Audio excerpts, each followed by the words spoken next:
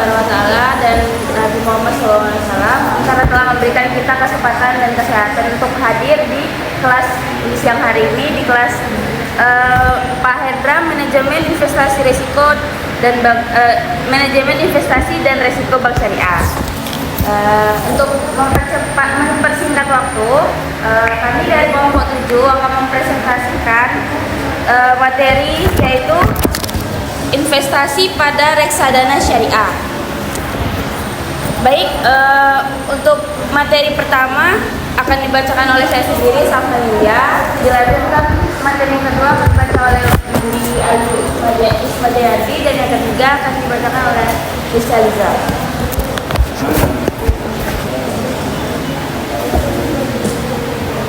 Yang pertama itu ada tentang pengertian reksadana syariah. Jadi reksadana ini berasal dari kata reksa yang berarti juga jaga atau pelihara dan kata dana yang berarti uang. Jadi reksadana ini dapat diartikan sebagai kumpulan uang yang dipelihara. Nah, maksudnya reksadana ini pada umumnya diartikan sebagai wadah yang digunakan untuk menghimpun dana dari masyarakat pemodal untuk selanjutnya diinvestasikan pada portofolio efek atau seperti saham, obligasi, valuta asing, dan deposito.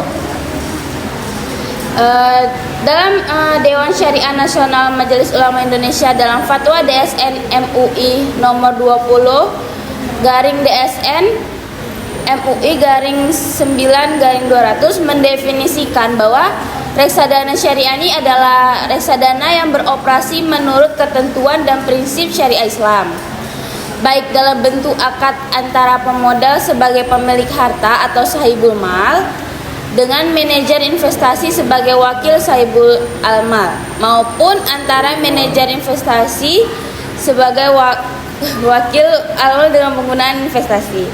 Nah, reksadana ini ditujukan untuk memenuhi kebutuhan kelompok investor yang menginginkan memperoleh pendapatan investasi dari sumber dan cara yang bersih, yang dapat dipertanggungjawabkan secara religius, yang memang sejalan dengan prinsip-prinsip syariah.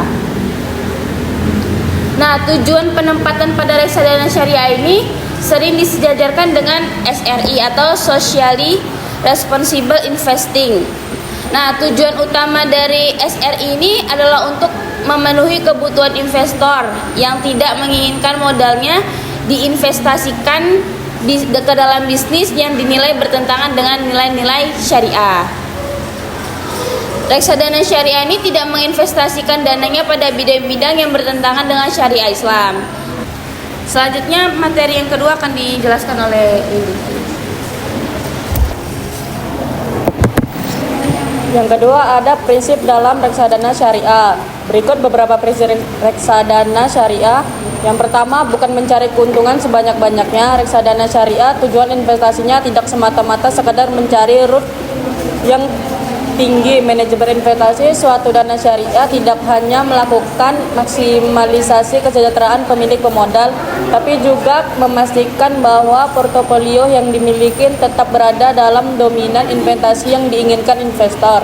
Yang kedua, adanya proses penyaringan dalam proses manajemen portofolio. Reksadana syariah harus lebih dulu memulai matching atau penyaringan sebagai dari proses alokasi aset. Yang ketiga, adanya proses leasing. Proses ini dimaksud untuk memberikan aset-aset yang tidak halal, baik dengan mengeluarkan zakat atau mengeluarkan amal lainnya. Yang keempat, ada pengawasan yang lebih selektif selain pada BPM sebagai pengawasan pasar modal syariah dalam seluruh kegiatan operasionalnya dan bertujuan agar tetap berada dalam ketentuan syariah yang berlaku.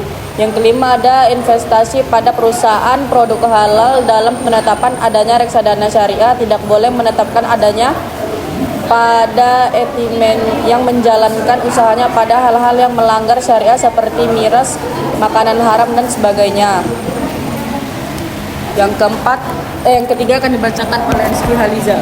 Materi selanjutnya dari bagian C, keuntungan dan kerugian dari investasi reksadana syariah. Keuntungan reksadana syariah secara umum melakukan investasi pada reksadana antara lain. Yang pertama ada likuiditas. Investor yang membeli reksadana open end atau terbuka dapat menjual kembali kepada penerbitnya setiap saat, dan penerbit secara hukum wajib membelinya sesuai dengan harga pasar yang berlaku saat itu. Yang kedua, diversifikasi investasi dalam reksadana di backup dengan sekelompok instrumen di pasar modal atau pasar. Yang ketiga, ada manajemen profesional. Menjadi pengelola manajer investasi diwajibkan memiliki izin sebagai penasihat investasi, sehingga hanya orang tertentu saja yang dapat menjadi manajer atau penasihat investasi. Yang keempat, biaya reksadana merupakan sekumpulan dana dari pemodal yang dikelola secara profesional, maka dengan besar kemampuannya untuk melakukan transaksi secara kolektif tersebut akan dihasilkan efisiensi biaya transaksi. Yang kelima, pelayanan bagi pemegang saham reksadana biasanya menaruhkan daya tarik kepada pemegang saham. Yang keenam, transparansi informasi reksadana wajib memberikan informasi tas perkembangan portofolio investasi dengan biaya secara keseimbangan, sehingga pemegang unit penyertaan dapat memantau perkembangan keuntungan, biaya, dan tingkat resiko investasi pada saat ini. Kerugian reksadana berikut. Yang pertama adalah berkurangnya nilai unit penyetoran resiko. Yang kedua, resiko likuiditas. Yang ketiga, resiko politik dan ekonomi. Yang keempat, resiko pasar. Dan keenam, risiko inflasi. Yang ketujuh, risiko nilai tukar. Yang kedelapan, risiko spektif. Materi keempat ada pilihan reksadana syariah yang tepat di Indonesia. Daftar pilihan reksadana syariah terbaik di Indonesia. Yang pertama, reksadana syariah Mandiri. Yang kedua, reksadana syariah BNI. Yang ketiga, reksadana CIMB syariah. Yang keempat, MNC dana syariah. Saya kembalikan moderator.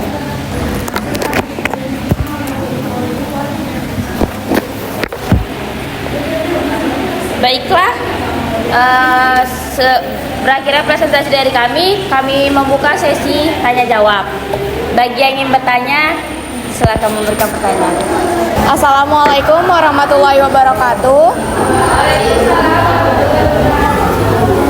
Saya Siti Aziza ingin bertanya, menurut kalian literasi keuangan masyarakat sudah cukup untuk memahami resiko produk reksadana syariah atau justru menjadi celah terjadinya mis-selling?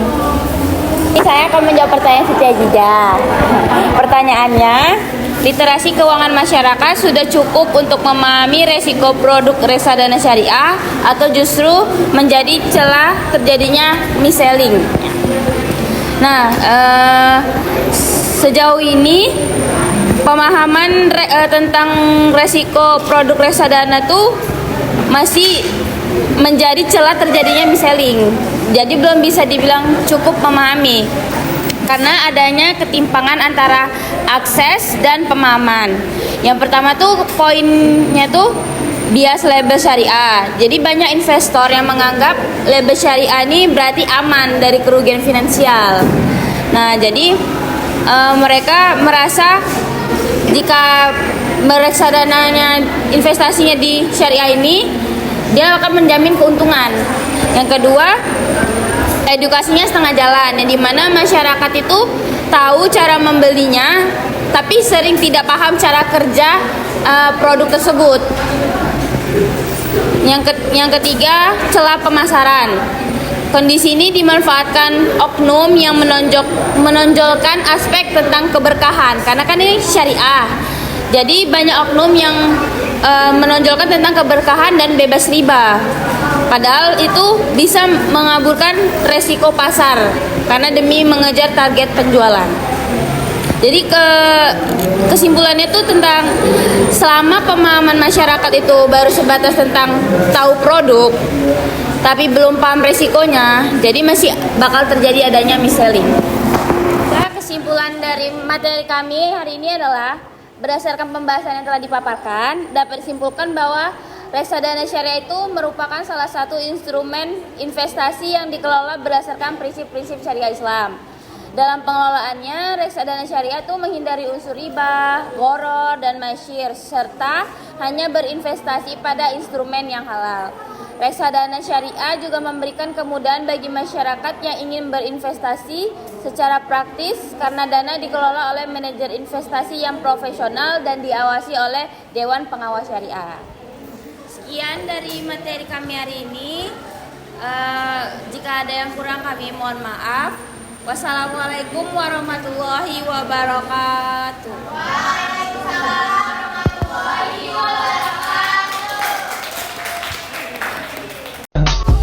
I just had to let you know you're